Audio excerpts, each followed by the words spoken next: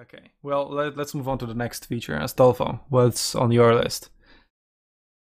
So the first one on the next two are kind of in the same boat, but the first one was custom skins. If you've ever played any of the Dawn of War games, you could have a custom skin. So, for example, if they don't sell, I don't know, I guess a Starbucks logo in the shop, you could always put in a Starbucks logo on your flag.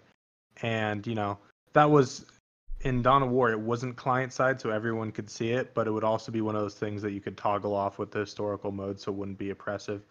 But as a caveat, I think it would really only be a Western release thing because, I mean, clearly people could abuse that and put it, you know, whatever they want as their emblem. So I think that's more of a Western release thing. I mean, that, to be honest, could be problematic in the West as well, since we maybe are not as restrictive as China, but there are still certain boundaries. George? Yeah, of course there is, right? And I mean, you'd probably have to come up with some sort of filter or, a report system. I mean, you can report someone and then they can see what flag they've uploaded, and if it's inappropriate, well, it's a pretty cut and dry ban. Yeah, or maybe just an approval process, sort of like Twitch has when you upload your emotes. Depending, Yep. on the workload that would actually put on the team. You could also make it something you earn or you have to pay for to do, right? Something like that too. That way, you make money from it and it goes through your filter to see if it's appropriate or not, and then it can be implemented. I don't know. Or if we're talking custom, so maybe not entirely custom, but customizable. So you get a tool that allows you to create a custom banner, but only, from available assets. Something like Bannerlord has. If you heard Yeah, about yeah. the banner Yeah, creation. Bannerlord's a good example. I mean, even if we're going a little bit out there, the one that immediately popped to my mind, I'm not sure why, is the European Universalis for custom nation designer. I mean, they have, I think, 4 different options for customizing your banner. They have 120 logos you can choose from, which can range from emblems or symbols like Norse runes and stuff. And then they also have options that allow you to put a pattern on it, so like striped or diagonal stripes or a cross or something. And then they have 3 different color options, and so you can really make something that's unique in that. And as well, like Bannerlord, you said, has another good way. So definitely there are people out there that have already done something like that and that have already shown that you can make this kind of customizable banner feature. But again, I do agree that although I do think that customization is good, there has to be some way of restricting the possibilities of people. And the design is a good idea, and also the vetting process, and even putting a small fee on something like that if you're going to make it completely customizable.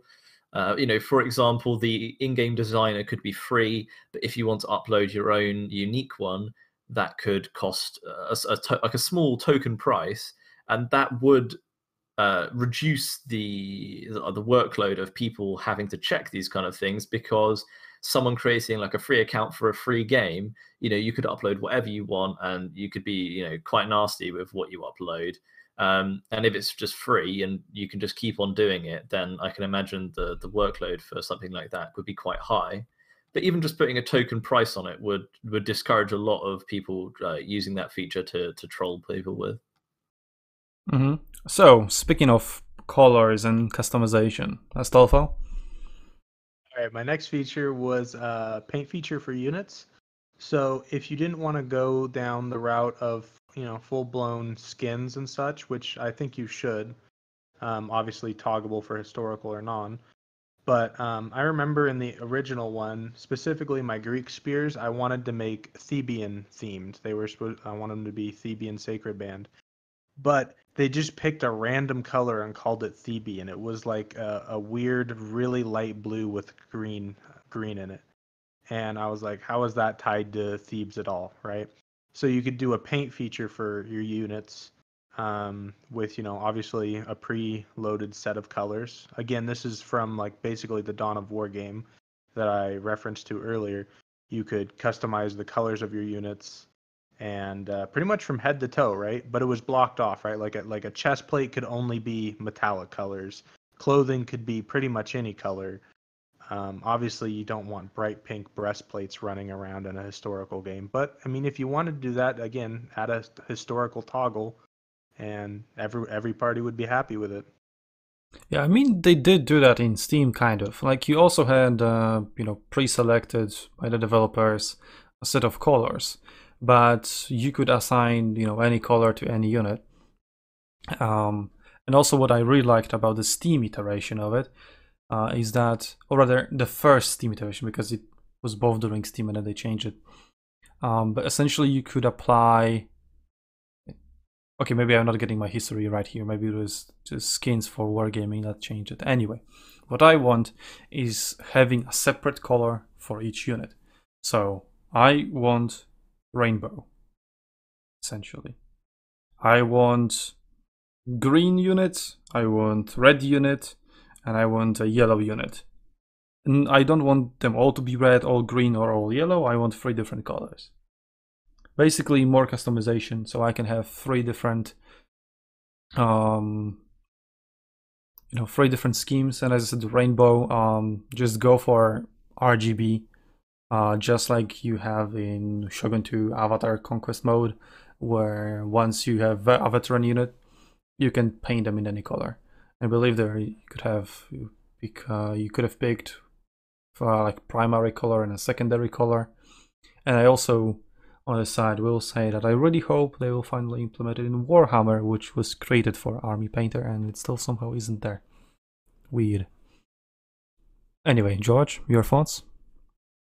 Yeah, I mean, just further on with the customization, I support increased customization as long as they have that historical mode that people on their own clients can disable seeing, these like pink hoplites running around, because then you've got nothing to lose really. The people that do want this feature, they can paint their units like a rainbow color, or the color of their national flag, or something like that, if they want to. But then again, if you're not one of those people, fine, turn it off. There you go. Your units are looking clean, historical, just the way you want them. And yeah, there's not a lot to lose if it's done in a sensible way, in my opinion. So it's one of those features that I hope will be very likely to be added, because I think it has great potential.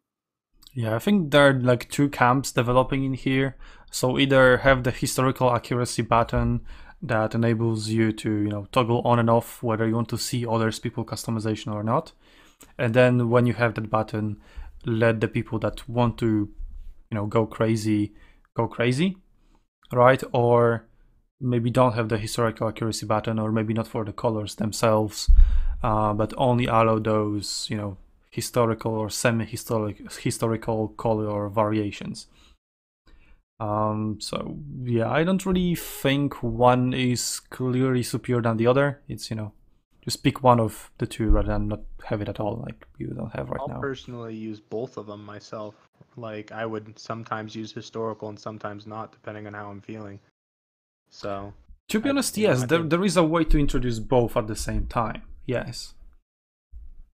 So they could do that. I don't want, my RGB units running around all the time. It is a historical game. I will turn on the historical mode probably, honestly, 30 to 40% of the time. And I'm one of the guys who's coming up with the idea to make my RGB units, right? So it's not like that feature will not be used. Yeah, so how I would see that work is essentially you have like 2 tabs, let's say, for coloring units. One is the RGB tab, where you can just go crazy. And the other one is the historic tab that, you are more confined with your choices. And then if someone enables the historic accuracy button, it would disable the RGB choices, but it would still display you, the historical choices that someone made. So, that people's customization is not entirely removed by just one click of a button of a guy who doesn't want to see it. Although maybe if someone really hates all kinds of customization, maybe introduce a button for him to remove all kinds of customization. But that could also, you could argue that that removes the selling point of it, because people want to buy it so that other people can see it. It's not always. Some people just buy it for themselves. I want my units to look cooler, and I don't care how they look on other people's screens, but some people care about that. And if you allow people to completely remove that, then you may be removing one of the selling points. And it's essentially balance between trying to make everyone happy, while it's not essentially 100% possible to make everyone happy. But hey, you can keep trying, right? Of course. That. And I mean, that's something you could change over time too, depending on feedback as well. True. I mean, although it's kind of a gray area, because it's something you pay for, and okay, I paid for the skin, and now you kind of change how the skin works. So, I don't know if I really want it anymore. So, they have to be careful with that, and, maybe some refund policies, or, be upfront that, hey, you are buying it, but be aware it can change, so. Right, game system, you get 3 refunds of anything you purchase, but you only get 3 on the account ever, never to be increased to 4 or whatever. You get 3 times of, ooh, I messed up. Yeah, there's a couple games that have that kind of policy, and that sort of thing. I can see it working, because as a company, you're not losing lots of money by people just buying something, trying it for like 5 minutes, realizing they don't like it, and refunding it. But it does allow people to, in the long run, you could end up making more money with a feature like that, because people will think, oh, well, I could try out this feature, and I'm not sure if I want to spend my money. But in the long run, if people try it, the people are more likely to buy it in the first place, and try it out, and actually end up liking it and keeping it. I think if you have that kind of limited refund policy, where it's very sort of cast iron and definite, these are the rules, this is how it's going to stay. Yeah, you have a lower barrier to entry to try those features. Yeah, exactly. Yeah, you worded it a lot better than I managed to do in a few seconds when I had like a minute. So yeah, I also really like that idea. Basically, have the back option, and it's basically a safety net, right? If I don't end up liking it, or they change it to the point I don't like it anymore, I can always back up from that, no harm done, and then I get my gold back, and I can spend it on a premium unit that I would like instead, right? And if I have that sort of a safety net, I'm more willing to buy it in the first place.